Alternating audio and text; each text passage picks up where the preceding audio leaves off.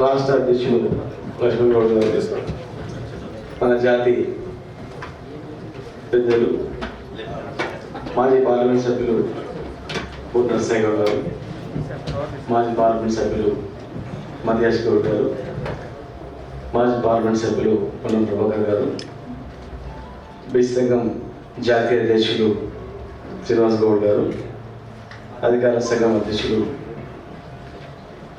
చక్రవర్తి గౌడ్ గారు, ధనంజయ్ గౌడ్ గారు, market chairman Prashanth Goud గారు, శైలజ గౌడ్ గారు, శ్రీధర్ గౌడ్ గారు, అనురాధ గౌడ్ గారు, రవీంద్ర గౌడ్ గారు, విక్రమ్ గౌడ్ గారు, యువత అధ్యక్షులు రవి గౌడ్ గారు, శ్రీనివాస్ గౌడ్ గారు, సుభాష్ గౌడ్ గారు, చంద్రయ్య గౌడ్ గారు, బాబు గౌడ్ గారు, రవీంద్ర గౌడ్ గారు, శ్రీధర్ గౌడ్ గారు, లక్ష్మణ్ గౌడ్ గారు, అందరికీ మా కుల పెద్దలకు అందరికీ పాత్రికేయ సోదరులందరికీ పేరు పేరు నమస్కారం. గౌడకంఠం ఏదేదో వార్షికోత్సవ సందర్భంగా అందరినీ కలిపినందుకు ఒక వేదిక మీద అందరు కలిసి సమస్యలపైన గౌడ సమస్యల మీద చర్చించుకున్నందుకు మరి అవకాశం కలిగించినటువంటి తమ్మునికి మరొకసారి అభినందిస్తూ, చాలామంది పెద్దలు మాట్లాడారు. నేను రెండు విషయాలు. నేను మన వృత్తి అనేది అన్ని వృత్తుల కన్నా ఒక గొప్ప వృత్తి, పవిత్రమైన వృత్తి, ప్రమాదకరమైన వృత్తి కూడా. ప్రమాదం అని తెలిసి కూడా ఏ బాబు కొసేపు బాబాయ్ ప్రమాదం అని తెలిసి కూడా తండ్రి చనిపోయేటాడు, మళ్ళీ కొడుకు చెట్టు ఎక్కుతాడు, కొడుకు చనిపోయినా మళ్ళీ కొడుకు చెట్టు ఎక్కుతాడు. అదేం కోట్లు సంపాదించే వృత్తి కాదు. ఇంతమంది చనిపోయారు కదా, ఈ వృత్తి వదిలిపెట్టి ఏదైనా పని చేసుకుంటామని బతకడానికి పోలేటువంటి వృత్తి అన్నమాట. అంటే దేవతలు తాగినటువంటి సురాపానం ఇది. అంత గొప్ప వృత్తి, ఎన్నో ఆరోగ్యాలను నయం చేసినటువంటి ఒక ఆరోగ్యమైన డ్రింక్ అది. కానీ పాలకులు మన పైన కుట్రతో రాజకీయ ఎదుగుదలను చూసి, అరే వీళ్ళు రాజకీయంగా ఎదుగుతారేమో, ఆర్థిక మూలాలు ఎట్లా దెబ్బతీయాలనే కుట్రతో ఈ నిషేధించి వృత్తిని నాశనం చేస్తూ, దీన్ని అప్రతిష్ట పాలు చేస్తూ, గ్లోబల్ ప్రచారం చేస్తూ, ఒక చీప్ డ్రింక్ తీసుకొచ్చి ఐక్యత లేకుండా అభద్రతా భావంతో నిలబెట్టేట్లు అధికారం చేరుతోంది కనుక వాళ్ళు ఐక్యత ఉండాలంటే ఆర్థిక మూలాలు దెబ్బతినాలి. ఈ దుకాణం నడవడం భయభ్రాంతులతో ఉండాలి, వాళ్ళ దయదర్శనంతో నడవాలని ఇట్లా గ్రామం నుంచి రాష్ట్రం వరకు వాళ్ళ చేతులు పెట్టుకొని ఆ భయంతో నడిపినటువంటి పరిస్థితి. అందుకే యువతలో ఏం రా బాబు మనం దండ నడవాలి కదా, అందరితో మంచిగా ఉండి అట్లా అలవాటు పడ్డారు. ఒక ధైర్యంగా ఎవరైనా భరోసా ఇచ్చింటే ఎదురు తిరిగే వాళ్ళు, కానీ ధైర్యంగా భరోసా చేయలేకపోయారు. ఆ శక్తి కూడా ఎవరు రాలేకపోయింది. ఎందుకంటే ఎవరైనా ఎదుగుతున్న వ్యక్తులను మన వాళ్ళే ఎదగకుండా గ్లోబల్ ప్రజలు చాలా మంది చెప్పినట్టు పుట్టి ప్రచారం చేయడం, ఏదైనా సమస్య ఉంటే ఇంట్లోంచి అడగాల, కానీ సోషల్ మీడియా ద్వారా అడగడం, పేపర్ ద్వారా అడగడం, అది లేదు చేస్తే లేదని ప్రచారం చేసుకోవడం. అంటే వాళ్ళు వెనుక నుండి మన కళ్ళ చేతులతోనే మనల్ని ఉడిపించేటట్లు అనేక రకాల కుట్రలో భాగంగా నలిగిపోయేది తప్ప చైతన్యవంతులు కాదని కాదు, ధైర్యస్తులు కాదని కాదు. సర్దార్ సర్వాయి పాపన్న, మళ్ళీ మొగలయ్య గౌడ్, బత్తిరి మొగలయ్య గౌడ్ గారు, అట్లా ఎంతోమంది ప్రతి ఊర్లో ఉంటారు. ఒక వీరులు ఉన్నటువంటి ధైర్యం, ముఖ్యంగా శరీరత్వంలో ధైర్యం ఉంటుంది. ఒక 50 ఫీట్లు 100-200 ఫీట్లు ఎక్కాలంటే ఎవరికి చేత కాదు, అంత పైకి ఎక్కాలంటే. నిచ్చెన మీదకి నుంచి ఇట్లా ఎక్కాలని చూస్తే భయపడతారు. అట్లాంటిది నిచ్చెన లేకుండా కత్తులు కటారులు పెట్టుకొని ధన ఎక్కిగలుగుతున్నట్టునే రక్తంలోనే ధైర్యము శక్తి ఇస్తున్నటువంటి వృత్తి. మన వృత్తికి ఏంటంటే ప్రభుత్వ సహకారం ఏం అవసరం లేదు, కానీ మన వృత్తి మీద సల్లని చూపు ఉంటుందా, ఏమనకుండా మీ దందా చేసుకోండి, మేము ఏమనుకుంటుందా. మనమే ఊర్లలో గుళ్ళు కట్టించడం, బళ్ళు కట్టించడం, ప్రతి పార్టీకి జెండలు పోసడం, తిండి పెట్టినామని చేసినాం. మనకు సాయం, ఆర్థిక సాయం అవసరం లేదు. మీ దందా మీరు చేసుకోండి, భయం లేకుండా చేసుకోండి, భయప్రాంతులు లేకుండా వేసుకోండి, ఇలాంటి ఒత్తులు లేకుండా వేసుకోండి అంటే దాని ఏమంటే కల్తీ పెరిగింది. ఒక మీటింగ్లో మాట్లాడుతుంటే కల్తీ గురించి మాట్లాడతారు. కల్తీ పాలల్లో ఉంది, తినే ప్రతి వస్తువులో కల్తీ ఉంది. కేవలం దీని మీద ఎందుకు మాట్లాడతారు అంటే దీని మీద ఒక కులము, రాజకీయ ఎదుగుదల, ఒక అంశము, ఒక ప్రస్తావనను బట్టి ప్రచారం తప్ప వేరే కల్తీ ఏమి జరిగినట్లు 100% ప్యూర్ ఉన్నట్లు దీనే లేనట్లు మాట్లాడుతున్నట్టే దాన్ని ఆలోచన చేసుకోవాలి మీద అని చెప్పి చాలా సందర్భాలు చెప్పడం జరిగింది. సరే, ఏదేమైనా కూడా ఈరోజు అందట్లో ఎన్ని కులాల ఐక్యత అనేది ఉంటుంది ఉండదు. మనం బాధ్యత మనం ఎడ్యుకేట్ చేయాలి.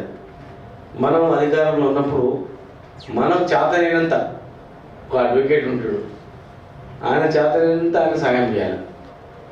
డాక్టర్ ఉంటాడు, డాక్టర్ సహాయం చేయాలి. రాజకీయంగా ఎవరు చేతనైతే సహాయం చేయాలి. తెలిసిన తెలియకుండా చాలా మంది పొరపాటు చేస్తుంటారు. పొరపాటు వాడు చేయడు, ఎందుకు చేయిస్తుంటారు. దెబ్బతీయాలంటే ఓన్లీ ప్రచారం అంతే. ఒక వ్యక్తిని రాజకీయంగా దెబ్బతీయాలంటే ఇవాళ రేపు సోషల్ మీడియా వచ్చిన తర్వాత ఒక ప్రచారం మన వాళ్ళు చూసి సంతోషపడతారు. ఒక ఎక్సిడెంట్ అనగానే అరే ఆయన బాగైంది, కానీ నీకే అవుతుందనేది ఆలోచన స్పృహ కోల్పోతుంది అన్నమాట. రేపు మళ్ళీ ఆ స్థాయి ఒక వ్యక్తి ఎదగాలంటే ఎంత సమయం పడుతుంది? ఒక పెద్ద చెట్టు ఎదిగిస్తుంది, కాయలు కాస్తుంది, దాన్ని నరికేస్తుంటారు. మళ్ళీ ఇంకో చెట్టు ఎదగాలంటే మళ్ళీ 15-20 ఏళ్ళు కావాలి. అది మళ్ళీ కాయలు కాస్తుందో కాయలు కాసినా తెలుస్తుంది. ఎదిగిన తర్వాత కాయలు కాసి పండ్లు ఇచ్చి 10 మందికి పెట్టే చెట్టుని ఎట్లా నరకాలి, ఎట్లా నరకొద్దు అనే ఆలోచన లేకుండా చదువుకున్న వాళ్ళు అంతే ఏందో, చదువుకున్న వాళ్ళు ఎంత ఏంది, ఎట్లా రచించుకోవాలి 10 మందికి ఆ చెట్టును ఎట్లా రచించుకోవాలి అనేది ఆలోచన చేయకుండా చెట్టు నరికే పనిలో వాడుంటాడు, గొడ్డలు ఇచ్చింటాడు, వీడు నరుకుతుంటాడు. గొడ్డే కామ అయింటాడు, వాడు మనోడు కామ అయింటాడు, అది గొడ్డలు ఉంటున్నాడు. కామ జరిగింటాడు, గొడ్డలు నరుకుతుంటాడు. ఎప్పుడైతే స్పృహ రాదో అప్పటి వరకు మనం ఏం చేయలేము. బడుగు బలహీన వర్గాల జాతులు ఎప్పుడైతే స్పృహతో పనిచేస్తాయో, స్పృహతో మన వాళ్ళని గొర్రెలు కాష్టాయని ఉంటాడు, సరిగ్గా గాయాలి, కాయపోతే చిన్న రోజు అవుతుంది. కాష్టాయని కూడా తప్పే ఉంటుంది. 2 రకాలు ఉంటాయి. కనుక అటు ఇటు మనం అంతా ఎందుకు ఇట్లా అవుతుంది అనేది మేధావులు విశ్లేషణ చేసుకొని పోతే మంచి జరుగుతుంది. చాలామంది మేము మాట్లాడుతున్నప్పుడు అరే మీరు ఒక వర్గానికి చేస్తుంటారు, మమ్మల్ని కూడా విమర్శిస్తుంటారు, మన వాళ్ళు కూడా విమర్శిస్తుంటారు. ఇంత చేస్తున్నా కూడా సర్వాయిపాప జయంతి అధికారిగా ఇప్పించినా మాట్లాడుతుంటారు. ఇంకో రకంగా ట్యాంక్ బండ్ మీద పెట్టాలి. అరే ఇప్పుడు ఒక స్టెప్ ఇస్తాము, కలెక్టర్లే ఫోటోలు వెతుక్కొని అందరూ సంఘాలను పిలుచుకొని ఎక్కడ కలెక్టరేట్లో పెట్టి సర్దార్ సర్వాయి పాపన విగ్రహం వేడుంది మాకు ఫోటో పంపని చెప్పి కలెక్టర్లు, ఎస్పీలు, ఆఫీసర్లు అందరూ మహారాజ్ సర్దార్ సర్వాయి పాపన మహారాజ్ అని అనిపించడం అంటే గొప్ప విజయం రా బాబు. విగ్రహం వెళ్ళమంటే ఆయన విగ్రహం సరే కానీ ట్యాంక్ బండ్ పెట్టాలండి బాబు. మనం చేస్తుంటే ఏ పాలన కూడా మనం గట్టిగా ఎవరు అన్నారు. మనం గట్టిగా ఉండి గట్టిగా మాట్లాడితే పైన వాళ్ళు కూడా ఎవరు, మనం వీక్ అయిపోతేనే అన్నీ ఉపయోగపడుతుంది.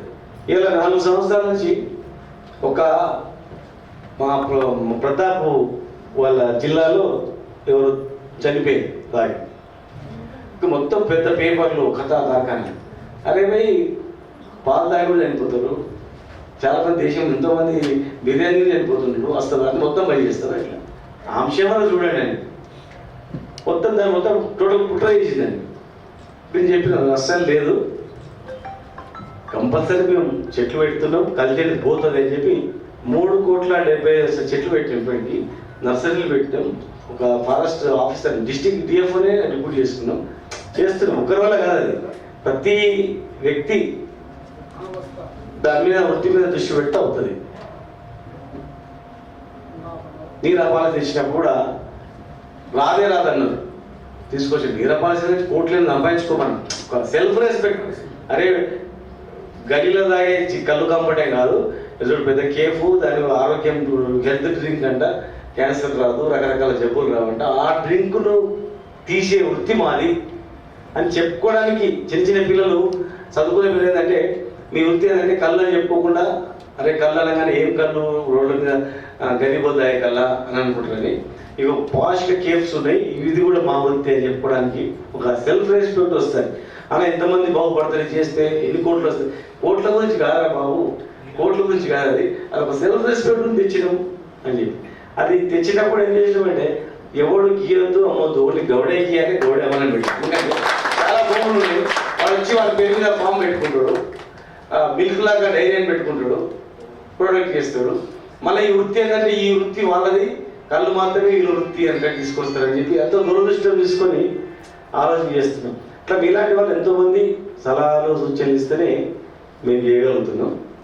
తొందరలోనే మరి గౌడ భవనం కూడా ఓపెన్ అవుతుంది, అందరిని పిలుస్తారు, అందరిని పిలుస్తాం.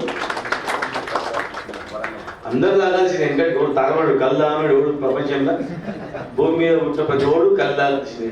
బాల్యంతలకే కళ్ళు తాపారు, చిన్న పాపలకే కళ్ళు తాపారు.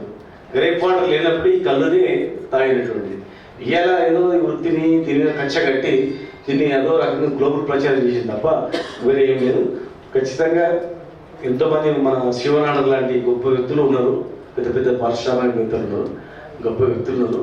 ఇక్కడ ఉన్న వాళ్ళు కూడా ఇంతవరకు అధికారంలో ఉన్నటువంటి వాళ్ళు ఇప్పుడు లేకపోయినా గతంలో కూడా విరోచితంగా పార్లమెంట్లో కొట్లాడినటువంటి వాళ్ళు కాజు గురించి సర్వం జీవితం నాశనం వేస్తారని చెప్పి ఎన్ని వదులుకొని బిజినెస్ వదులుకొని తెలంగాణకు వచ్చి పనిచేసినటువంటి వాళ్ళు ఉన్నారు. గొప్ప గొప్ప మహావీరులే ఉన్నారు. తాత్కాలికంగా కొంత ఇబ్బంది చేసినా ఖచ్చితంగా ఏదో ఒక రోజు నిజాయితీ అనేది వస్తుంది, చేసుకోగలుగుతారు. కాకపోతే ఏంటంటే పరస్పరము విమర్శించి చేసుకోవడం. ఎవరు పార్టీ అధికారం ఉంటే ఆ పార్టీలో మనం ఏం చేసినాం, ఎంత సేవ చేసినాం అనేది ఇంపార్టెంట్, ఎంతమంది వస్తే అడ్రస్ చేసినాం ఇంపార్టెంట్. మనలో ఏంటంటే మనల్ని గౌరవించే వ్యక్తిత్వం నేర్చుకోవాలి. మొన్నటి వరకు కళ్ళు గీసింటాడు, ఓ సేట్ ఏంటాడు, మొన్నటి కళ్ళు గీసిండు, వీడు పెద్ద సేట, వీడే చదివిస్తున్నాడు. మొన్నటి సర్పంచ్ ఏంటాడు, జడ్జి చైర్మన్ ఏంటాడు, వీడు సర్పంచ్ ఉండే నా ముందర నేనే టికెట్ ఇచ్చిన వీడే తీస్తున్నాడు. రాజకీయ నాయకులు ఎదిగిన వాళ్ళు మనం చిన్నోళ్ళు ఇద్దరు తీస్తారు, ఆర్థికంగా ఎదిగిన వాళ్ళు వేరులు ఎవరు కాదు, ఈ కులమే కాదు ప్రతి కులంలో అదే ఉంటుంది అన్నమాట.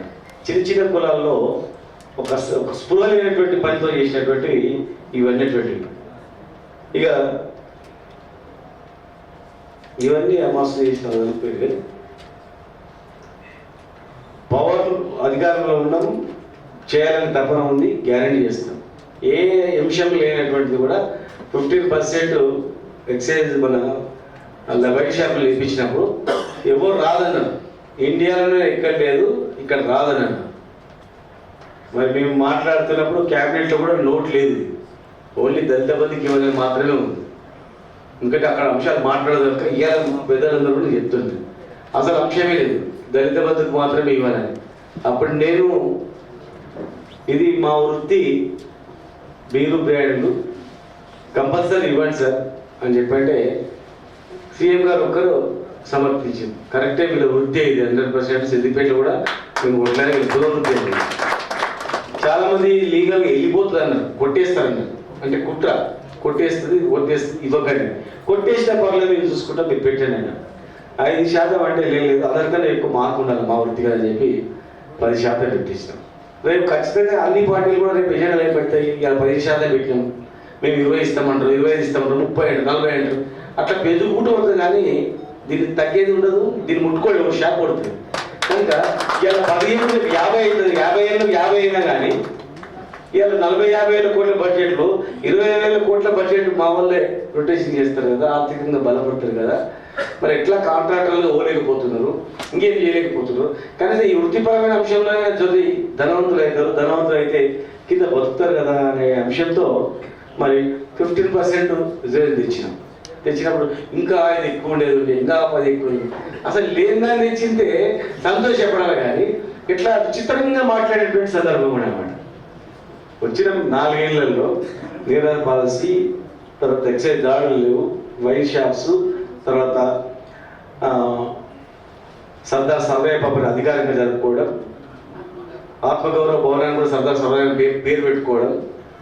వచ్చిన ప్రతి వ్యక్తి కూడా ఇన్ని సంవత్సరాల్లో మరి ప్రతి ఊర్లో ఎన్ని వందల కేసులు అవుతుంది. మా లక్ష్మణ్ రెడ్డి గారు 100-200 కేసులు, 500 కేసులు, 1000 కేసుల పైన ఉంటుంది. ఒక చిన్న సింగిల్ కేసు లేదు.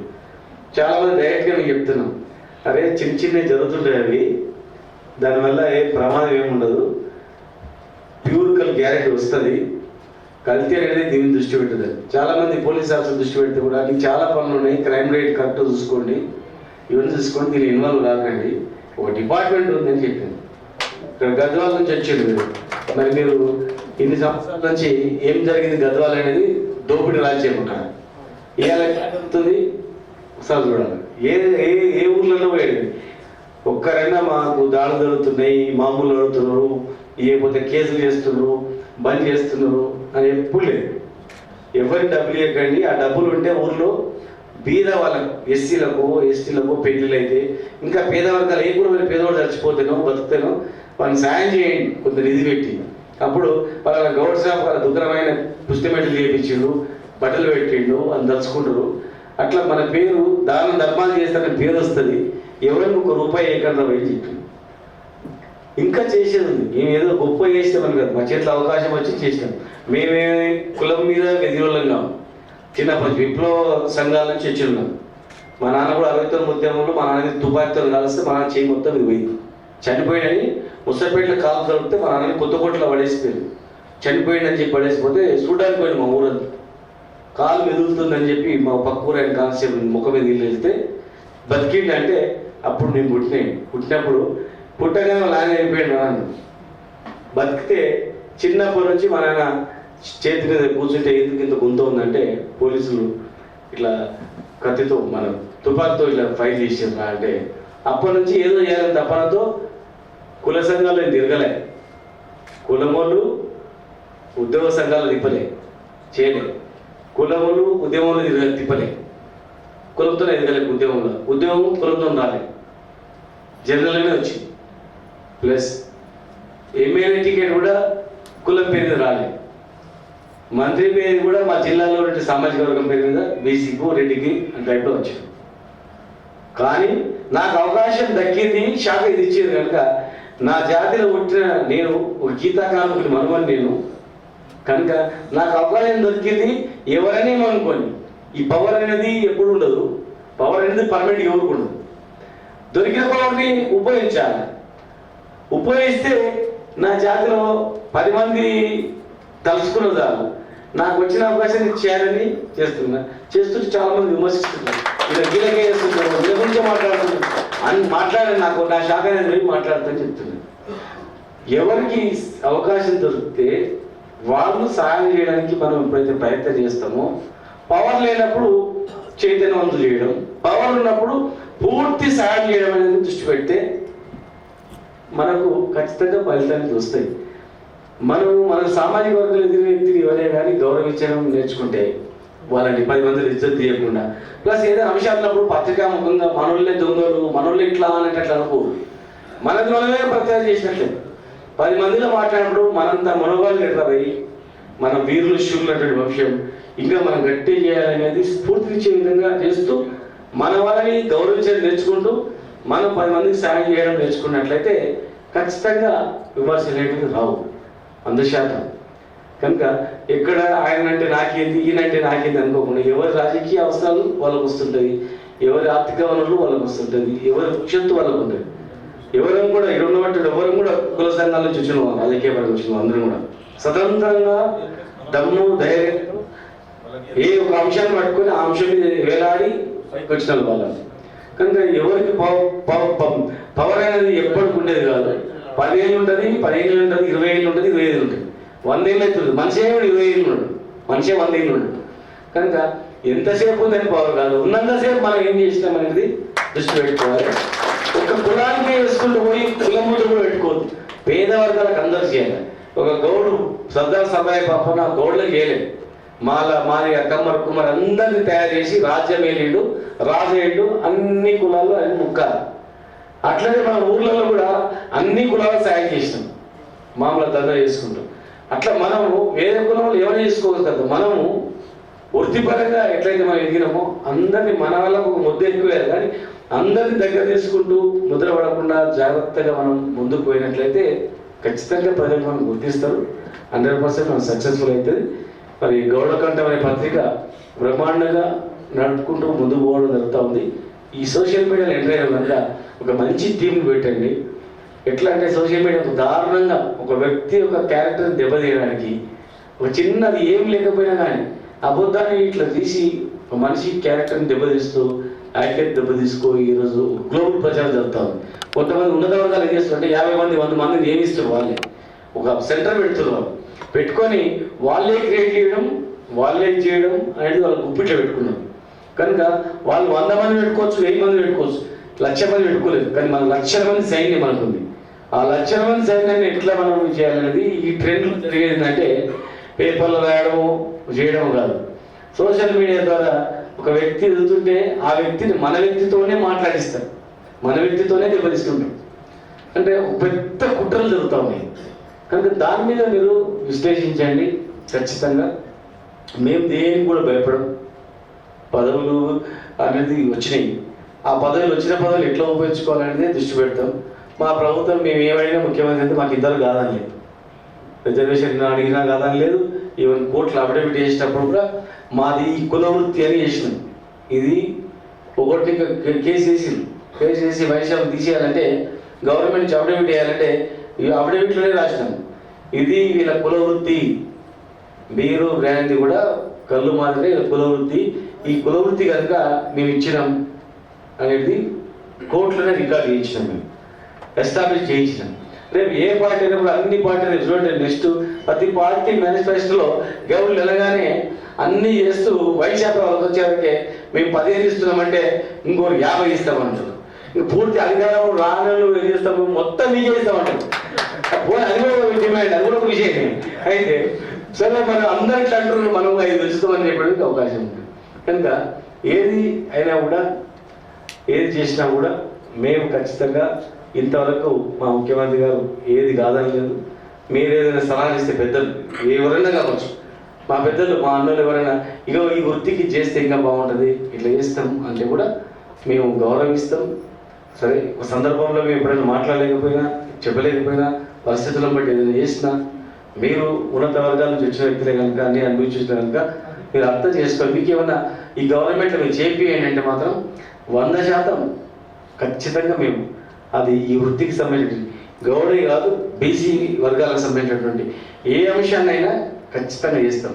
100% చేసి మీకు తల ఎత్తుకునేటట్లు చేస్తాం, కానీ అది తల దించుకునేటట్లు మాత్రం మేము చేయమని చెప్పి సభలో ప్రజలందరికీ మరొకసారి తెలియజేస్తూ థ్యాంక్ యూ.